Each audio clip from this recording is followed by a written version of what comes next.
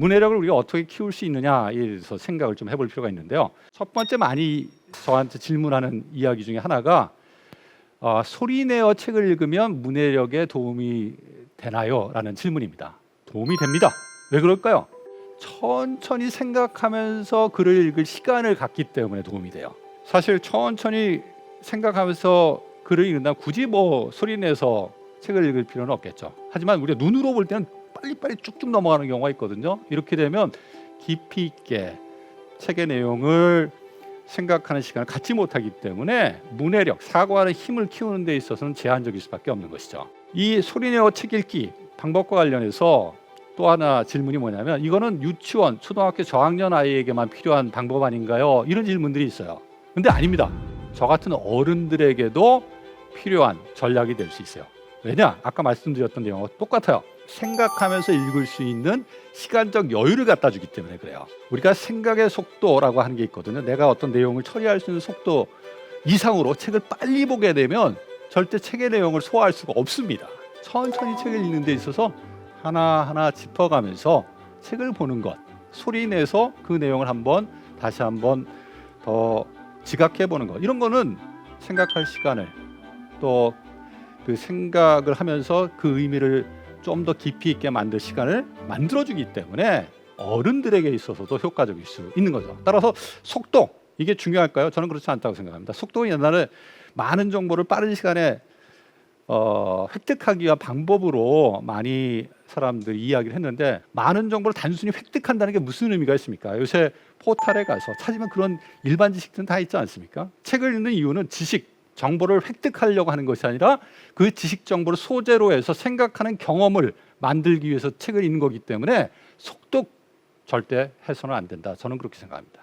두 번째 이야기는 같은 책을 반복하여 읽는 거, 이거 꼭 필요할까요? 라는 질문입니다. 사실 한 번 읽으면 되지 않느냐라는 생각을 많이 사람들이 갖고 계세요. 근데 그렇지 않습니다. 한 번 읽으면 그 내용 다 파악할 수 있을까요? 저도 못합니다. 저는 그래서 책을 읽을 때 한 번 다 보고 일정 시간이 지난 다음에 다시 봐요. 왜 일정 시간이 지난 다음에 다시 보냐면, 약간 시간 간격을 두고 다시 보게 되면 다시 볼 때의 의미에 대한 처리 경험이 훨씬 더 깊어져요. 이게 간격 효과라고 하는데, 그 간격 효과를 이용해서 반복해서 읽을 때도 약간의 시간 간격을 두고 합니다. 우리가 영화도 한 번 보면 다 알 수 있나요? 한 번 보고 영화 스토리 쭉 머릿속에 떠올려 한번 보세요. 잘 생각이 안 납니다. 전반적인 것만 알지 구체적 내용이 전반적인 스토리와 어떻게 연관되어 있는지 파악하는 거는 한 번 본다고 되지 않아요. 책은 더욱이나 더 그렇습니다. 반복해서 보는 게 중요해요. 언제까지 반복해야 되느냐? 책 읽고 난 다음에 내가 눈 감고 주요 내용을 한번 생각해 보세요. 그 주요 내용이 머릿속에 딱딱딱 떠오를 때까지는 반복해서 봐야 됩니다. 신문기사도 내가 신문기사 보고 어디 가서 누구한테 얘기하려고 할 때 딱 읽고 난 다음에 다 기억할 것 같죠? 근데 막상 가서 얘기하려면 생각이 안 나요. 반복해서 읽지 않았기 때문에 그래요. 한번 다시 보고 자기가 이야기할 걸 짚어보고 하는 반복 읽기를 하는 것이 생각의 깊이와 기억의 효과를 높일 수가 있는 거죠. 또 반복해서 읽으면 좋은 게 있어요. 생각의 깊이도 훨씬 더 깊어지지만 그 책에 대한 흥미가 더 높아져요. 더 신숙해지고 읽을 때마다 새로움을 주고, 그러니까 그 책에 대한 관심, 흥미, 이것이 높아질 수밖에 없죠. 그리고 자꾸 읽게 되면 그 내용들을 살아있는 나의 생각으로 변환시키기 때문에 활용 능력이 생겨요. 내 것이 완전히 되는 거죠.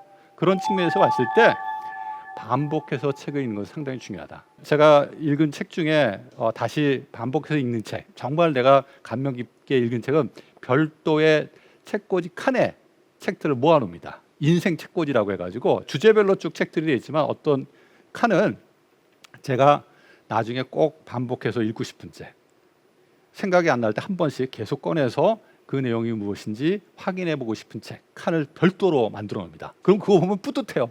이만큼의 책이 나의 인생에서 중요한 영향을 미친 책이구나. 그 책의 권수가 하나씩 늘어나면 그 책의 권수만큼 저의 생각도 그만큼 넓어지는 거거든요. 제 인생의 의미도 깊어지는 거고, 그런 걸 보면서 나름대로 저 자신에게 보상을 주기도 하는데, 이런 반복 읽기라고 하는 것은 상당히 중요한 의미를 갖는다라고 생각을 합니다. 그다음에 세 번째 이야기는 다양한 분야의 책을 읽어야 되는 것이 아닌가요? 많이 읽어야 되는 것이 아닌가요? 물론 이제 다양한 주제에 대해서 책을 읽고 하는 것이 되게 중요합니다. 특히 이제 창의적 사고와 관련해서 다양한 주제, 개념들을 알고 있으면 그 다양한 주제들을 연결할 수 있는 소재들이 많아지는 거기 때문에 창의적 사고 능력들은 향상될 수밖에 없어요. 근데 어느 한 가지에 대해서 관심을 갖고 아이가 책을 읽는 거에 대해서 너무 걱정을 해서 이거 아이가 문제가 있는 거 아니냐, 독서 소위 말해서 편식이 너무 심한 거 아니냐 이런 걱정을 하시는 분들이 있는데 그건 절대 걱정하시지 않으셔도 됩니다. 편식은 없습니다. 독서에서 편식은 없습니다. 자기가 좋아해서 몰입을 하고 있는 거지 편식하는 경우는 없다. 사람이 어느 한 주제에서 깊이 있게 경험을 하게 되면 그 경험은 확산돼요. 다른 주제로 그 관심의 그 영역들은 확장되는 그러한 효과를 가져옵니다. 따라서 우리 아이가 어느 한 주제에 대해서 너무 같은 책을 반복해서 읽는다에 대해서 걱정하시는 분들이 있는데 그런 걱정 안 하셔도 됩니다. 오히려 강제로 막 야, 너 이 책도 읽어야 돼, 저 책도 읽어야 돼 이렇게 요구하면 독서 자기가 좋아하는 것도 하지 않게 돼요. 아이들이 좋아하는 것을 가지고 독서를 시작하는 게 중요해요. 읽고 싶은 책, 내 수준에 맞는 책, 내가 알고 싶은 주제와 관련된 책 이런 것들을 보는 것이 사실은 되게 독서와 관련된 긍정적 경험을 가져다 줍니다. 우리 청소년들의 독서 분야 선호도 조사 결과를 보면 소설을 제일 좋아해요. 그 다음에 오락과 관련된 것, 그 다음에 스포츠와 관련된 책들을 되게 좋아합니다. 그 책 자기가 재미있어 하니까 읽을 수 있도록 해주세요. 그 책에 대해서 재미를 가지고 읽게 되면 그 책 읽는 것에 대한 긍정적인 습관, 태도가 만들어져요. 특히 이제 깊이 있게 어느 한 주제를 파고 들어가면 책을 통해서 내가 성장하고 있다라고 하는 긍정적 경험을 하기 때문에 이후에도 그런 뭔가 몰입해서 깊이 있게 정보를 찾고 또 책을 읽고 그것을 나의 것으로 만드는 그런 좋은 습관들이 우리 아이들에게 만들어질 수 있습니다. 뭔가 한번 깊이 있게 경험해 보는 거 되게 중요합니다. 근데 깊이 있게 경험하는 시작은 뭐냐? 내가 알고 싶은 주제, 내 수준에 맞는 책이라고 할 수가 있기 때문에 아이가 좋아하는 그런 주제로부터 시작할 수 있게 하는 게 좋다. 그리고 이런 한 주제에 대해서 깊이 있는 이해를 하게 되면 아까 제가 말씀드린 것처럼 다양한 주제로 그 관심은 확장되어 간다. 그러니 걱정하지 않으셔도 된다라는 말씀을 드립니다. 실제 하루 10시간씩 어린 시절에 독서를 했는데 그 독서의 주 내용이 SF 판타지 소설인 사람이 있었다고 합니다. 우리가 다 아는 사람이에요. 너무너무 판타지 소설을 좋아해가지고 이 공상과 현실을 구분할 수 없을 정도였다고 하고 나중에 자기가 혁신을 추구하는 창의적 아이디어를 만들어내는데 어린 시절에 이 SF 소설, 판타지 소설의 경험이 큰 도움이 됐다라고 이야기한 사람이 있습니다. 누구일까요? 모르셨다고요? 지금 현재 세계 최고의 부자입니다. 누구인지 다 아실 겁니다. 바로 일론 머스크. 앞으로 지구가 그 생명을 다했을 때 인류의 지속성을 위해서 화성에 인류가 살 수 있는 환경을 만들겠다. 아주 엉뚱한 생각이지만 하나씩 그것을 실현하기 위한 도전을 하고 있는 비즈니스맨이자 공학자라고 할 수 있는 분이죠. 이러한 도전 정신, 창의력 이것이 어렸을 때 자기가 관심 있는 독서로부터 독서 경험으로부터 나왔다라고 하는 것 한번 생각해 볼 필요가 있을 것 같습니다. 또 아까 말씀드렸는데 이 독서 경험의 사회적 공유 되게 중요합니다. 같이 독서 활동을 하고 내가 독서한 결과들을 이야기 나누는 환경을 갖고 있느냐 그렇지 않느냐는 독서 활동을 지속하는 데 있어서 큰 힘이 되느냐 되지 않느냐의 차이를 가져올 수 있습니다. 이러한 사회적 공유가 어떤 활동의 의미를 증가시킨다라고 하는 현상을 사회적 촉진 효과라고 합니다. 이 현상은 노만 트리플릿이라는 사람이 사이클 선수들 훈련을 시키는데 혼자 개인 훈련을 시켰을 때보다 같이 집단으로 훈련시켰을 때 훨씬 효과가 크다는 것을 보고 발견한 그런 현상인데요. 책 읽기도 마찬가지입니다. 운동할 때와 똑같이 학생들이 책 읽는 거에 대해 심리적 부담을 갖거든요. 이때 같이 책 읽기를 하면 심적 부담을 줄일 수가 있어요. 그리고 내가 책 읽은 경험을 같이 공유하게 되면 훨씬 더 책 읽는 경험에 대한 긍정적인 생각을 갖게 되고 또 나아가서 같이 친구들을 만날 수 있는 기회가 많지 않지 않습니까? 그래서 사회적인 어떤 만남, 교우관계 이런 것들을 확장할 수 있는 좋은 기회가 되지 않겠나 이런 생각을 해봅니다. 실제 보면 학생들이 이러한 사회적 공유 경험과 관련해서 독서 동아리에 많이 참여를 하고 있는데 대부분이 학교에서 운영하는 독서 동아리에 참여하는 것으로 확인이 되고 있는데, 학생들이 조금 더 참여하고 싶은 모임이 무엇이냐라고 우리가 물어봤을 때 좀 귀담아 들을 결과가 있는데 바로 가족 독서 동아리입니다. 가족들하고 같이 책 읽고 그 책 읽은 경험을 공유를 하고 싶다라고 하는 이야기를 되게 많이 해요.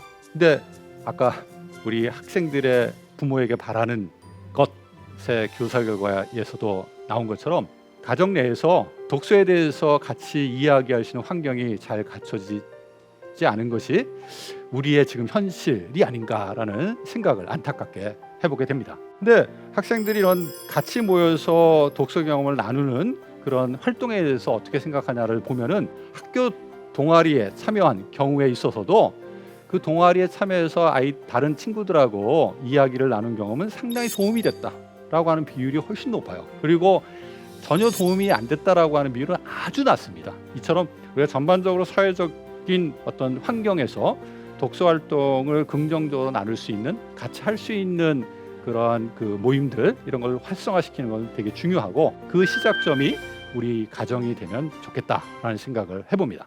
마지막으로 이 독서 활동의 중요한 목적 중에 하나인데 이 호기심에 대해서 좀 말씀을 드리겠습니다. 우리가 생각하는 힘을 키우기 위해서 독서를 한다. 이것이 문해력의 되게 중요한 핵심이 된다라는 말씀을 드렸는데, 그것과 더불어 우리가 생각해야 될 중요한 미래 역량이 있어요. 바로 호기심이에요. 호기심.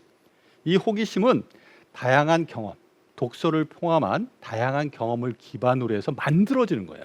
우리가 알면 알수록 무엇이지? 이것은 왜 그렇지? 질문이 생기고 더 알고 싶은 마음이 생겨요. 베이컨은 아는 것이 힘이다라고 이야기를 했지만 저는 아는 것이 뭐라고 얘기하냐면 호기심의 원천이다. 많이 알게 되면 호기심이 생기고, 호기심이 생기면 더 알려고 노력하기 때문에 지식이 더 많아지고, 또 지식이 더 많아지면 또 그 지식을 바탕으로 더 많은 것을 알고 싶은 마음을 갖게 된다. 따라서 지식, 아는 것이 저는 호기심의 원천이고, 호기심이 우리가 지적 성장의 또한 원천이 된다. 선순환적 구조에 있다라는 말씀을 드리고 싶습니다. 실제 우리가 어떤 책을 보면서 질문들을 많이 하게 되는데 그 질문 자체가 나의 호기심으로 연결되는 경우가 되게 많아요. 우리 아이의 경우에 고래에 대한 책을 어렸을 때 읽는데 저한테 그러더라고요. 고래는 포유동물인데 어떻게 물속에서 잠을 자지? 한번 그거 알아보자. 이게 고래에 대한 책을 읽다 보니까 궁금증이 생긴 거죠.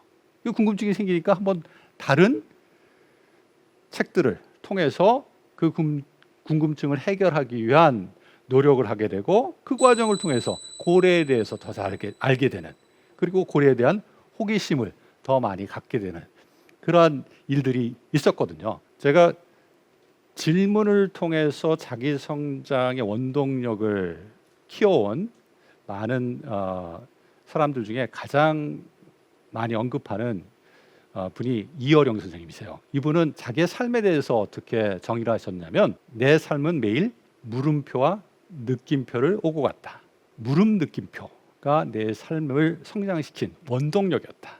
물음표, 질문은 일종의 꽃의 씨앗에 해당한다면 느낌표는 식물의 꽃에 해당할 수 있다. 이런 이제 말씀을 하신 적이 있는데, 항시 어떤 것들을 들을 때, 경험할 때, 책을 읽을 때 이분은 질문을 놓지 않았다고 합니다. 이 질문을 통해서 더 많은 것들을 찾아 읽고 또 깊이 있게 생각하고 그 질문에 대한 답을 스스로 만들어내는 그러한 일련의 과정을 통해서 정말 깊이 있는 나의 생각들을 만들어 왔고, 이것이 문학평론가로서 지성인으로서 이어령을 만든 원천이었다라고 말씀을 하신 것을 제가 본 적이 있는데요. 이 2016년 기사에 보면 되게 재미있는 어렸을 때 에피소드가 있습니다. 이어령 선생이 한 대여섯 살쯤 됐을 때 그 위청 2살의 많은 형이 서당에 갈 나이가 됐다고 합니다. 근데 이어령 선생이 워낙 호기심이 많다 보니까 그 형이 이제 서당에 가게 되니까 그냥 이어령 선생도 같이 서당에 가서 공부를 하도록 했대요. 근데 서당에 간 첫날 쫓겨납니다. 그리고 훈장 선생님이 다시는 서당에 이어령 선생을 보내지 말라고 부모님에게 이야기를 하는 일이 발생을 합니다. 어떤 일이 실제 서당에서 있었을까요? 우리가 서당에 가면은 이제 천자문이라고 해서 기본적인 천자를 먼저 배우잖아요. 제일 먼저 배우는 게 뭡니까? 천지현황 아닙니까? 하늘은 검고 땅은 누렇다. 이렇게 이제 의미를 만들어서 네 글자를 학습하도록 하는데 이 첫 글자를 딱 듣고 난 다음에 이어령 선생님이 손을 딱 들었어요. 이상하다. 왜 하늘이 검습니까? 하늘은 파란데요. 당황한 훈장님 뭐라고 말씀하셨을까요? 밤하늘을 봐라. 밤하늘은 어떻다고요? 검다.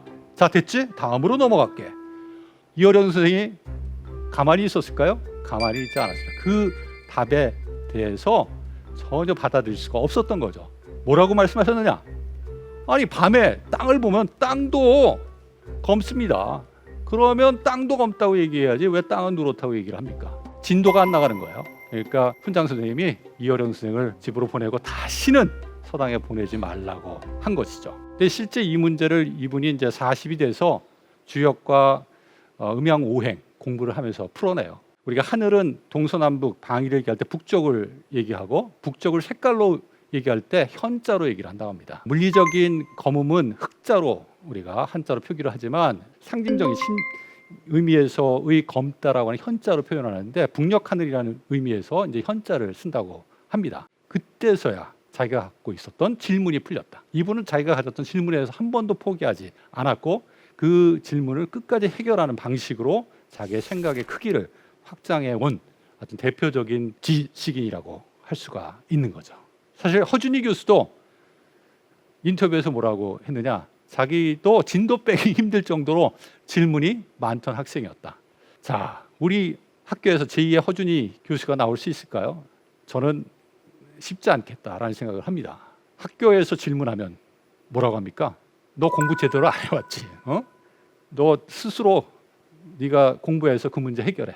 이게 일반적인 문화거든요. 질문하면 칭찬받는 게 아니라 혼나요. 그러니까 누가 질문하겠습니까? 어렸을 때는 그렇게 질문을 많이 하고 알고 싶어 했던 우리 아이들이 학교만 가면 질문을 하지 않게 되는데 참 안타까운 사실이죠. 질문, 호기심은 아는 것에서부터 출발한다. 따라서 우리가 독서를 할 때 독서의 지향점은 생각의 크기를 크게 하는 것뿐만 아니라 지적 호기심, 알고자 하는 마음을 확장시켰는데 두어야 한다라는 말씀을 꼭 드리고 싶습니다. 문해력에 결정적 시기가 있을까요? 결정적 시기는 없습니다. 하지만 민감한 시기, 센서티브 피리어드라고 하는데 민감기라고 하는 건 있어요. 어렸을 때 특히 언어 경험이 비고스키가 이야기한 것처럼 사고 능력 발달에 되게 중요하고 초기 언어 경험을 충분히 우리 어린이들이 갖지 못하게 되면 사고 능력의 제한을 가질 수 있기 때문에 어렸을 때가 문해력 발달의 중요한 시기고 결정적 시기라고는 할 수 없지만 민감한 시기라고 할 수는 있다. 3살 버릇 여든 간다라는 말처럼 어렸을 때 독서 경험을 통해서 생각하는 재미, 경험을 했느냐 하지 않았느냐는 이후에 독서 문해와 관련해서 큰 습관, 행동의 차이를 만들어낼 수 있다고 이야기를 드릴 수 있습니다. 이와 관련해서 많이 이야기하는 것이 어린 괴테의 이야기죠. 이 할머니가 괴테가 잠들기 전에 항시 이야기를 읽어줬다고 합니다. 이때 할머니가 끝까지 절대 안 읽어줬다고 하죠. 막 어떤 사건이 활발하게 전개돼가지고 어떻게 됐을까 궁금해하는 시점에서 할머니가 책을 딱 스탑을 하고 괴테한테 자, 그 다음에 어떤 일이 발생했을까 한번 생각하면서 잠을 자도록 하자라고 이야기를 했다고 합니다. 잠을 잘 때 어떤 일이 발생했을지 자기 스스로 머릿속에 상상하면서 잠을 자고 다음날 할머니를 만났을 때 다음에 어떤 일이 발생했을지 자기 이야기를 하는 그러한 일련의 경험들을 어린 시기에 가졌다고 합니다. 이 괴테가 어린 시기에 이런 책 읽기 경험, 상상놀이 경험이 자기 문학적 소양을 개발하는 데서 되게 중요한 자산이었다라고 이야기한 바가 있습니다. 그리고 할머니가 이런 상상놀이를 더 괴테가 즐길 수 있도록 플레이박스라고 해서 놀이 상자를 생일 선물로 줬다는 이야기는 너무나도 유명합니다. 우리 부모님들 많이 이 프로그램을 보실 텐데 우리 아이의 문해력 상당히 중요합니다. 우리 아이가 자기가 갖고 있는 잠재력을 실현하기 위해서는 생각할 수 있는 기본적 힘을 갖추고 있어야 됩니다. 우리 아이의 문해력 지킴이 바로 부모님입니다. 나부터 문해 관련된 실천 모습들을 우리 아이들에게 보여주는 것이 중요하지 않을까라는 말씀을 다시 한번 드립니다. 아까 말씀드린 것처럼 우리 아이가 바라는 중요한 우리 문해 환경 요소 중에 하나가 뭡니까? 같이 부모님과 책 읽고 이야기를 나누는 겁니다. 따라서 우리 아이의 문해력을 키우고 싶다면 우리 부모님부터 변화되는 모습을 보여야 되지 않을까라는 생각을 합니다. 또한 문해력을 키우는 문해력 지킴이 역할뿐만 아니라 문해 환경을 만드는 문해 환경 지킴이 역할도 해야 돼요. 우리 아이들이 너무 디지털 기기에 이른 시기에 노출되는 것 결코 바람직하지 않고 계속해서 디지털 기기하고 많은 시간을 보내는 것도 결코 좋지 않습니다. 이 디지털 환경은 계속해서 우리의 일상적 생활을 방해하는 그러한 기능을 한다는 거 다 아실 겁니다. 다큐멘터리 소셜 딜레마를 한번 보십시오. 이 디지털 세계에서 우리 개인의 시간들을 얼마나 많이 빼앗아가고 있고 개인이 하고 있는 일상적 활동을 얼마나 방해하기 위해서 많은 전략들을 인터넷 환경에 디지털 세상 속에 심어 놓았는지 아실 겁니다. 우리의 일상을 방해하는 우리 문해 경험을 방해하는 이런 디지털 환경으로부터 어느 정도 우리 아이들을 지켜내는 역할을 저는 우리 부모님들이 해주셔야 할 거라고 생각합니다. 적어도 문해 경험을 우리가 키워주기 위해서는 그런 디지털 환경이 없는 그런 환경 또는 일정 시간은 모든 디지털 기기하고 접촉을 끊은 상태에서 집중해서 책을 읽고 이야기를 나누는 그런 시간을 가지면 어떨까? 평범하지만 이 이야기를 드려봅니다. 아인슈타인 학교 다닐 때 낙제자였고 집중을 못해서 항시 야단을 맞았고 초등학교 선생님은 얘는 학문으로는 절대 성공할 수 없는 아이다라는 이야기를 듣기도 했다고 합니다. 학창 시절 이렇게 평가받았던 아인슈타인이 결국은 학문적으로 인정받는 세계적인 물리학자가 되지 않았습니까? 그 비결이 뭘까요? 바로 독서에 있습니다. 아인슈타인의 부모님은 아인슈타인이 좋아하는 독서 활동을 끝까지 지원하고 그 독서 경험들을 키워주기 위해서 항시 관심을 갖고 지원해준 부모님으로 유명합니다. 아이가 책을 좋아하기 때문에 책을 같이 읽을 수 있는 튜터를 만들어주고 그 튜터와 책을 읽고 이야기를 나누는 그런 시간을 통해서 생각하는 힘을 키워준 것이 결국 아인슈타인을 만들지 않았나라는 생각을 해봅니다. 긴 호흡으로 책을 읽기 어려워하는 우리 청소년들, 생각하는 능력을 점차 상실해가고 있는 안타까운 모습입니다. 문해력의 결정적 시기는 없지만 독서에 대한 긍정적 경험과 태도 그리고 습관을 가능한 한 어린 시기에 갖도록 하는 것은 문해력 발달에 매우 중요합니다. 이를 위해서는 문해력 환경이 중요하고 역할 모델로서 어른들의 생활 모습이 매우 중요합니다. 하지만 2022년 문화체육관광부의 조사 결과를 보면 1년에 책 한 권도 읽지 않는 성인들이 50% 이상이라고 합니다. 그리고 청소년들이 부모에게 바라는 것을 보면 독서를 강요하지 않고 같이 책을 보고 대화를 하는 것이라고 합니다. 문해력 지킴이로서 우리 부모들이 독서하는 모습을 보여주고 자녀가 올바른 독서 습관을 갖도록 함께 독서 활동을 지금부터 시작해야 합니다.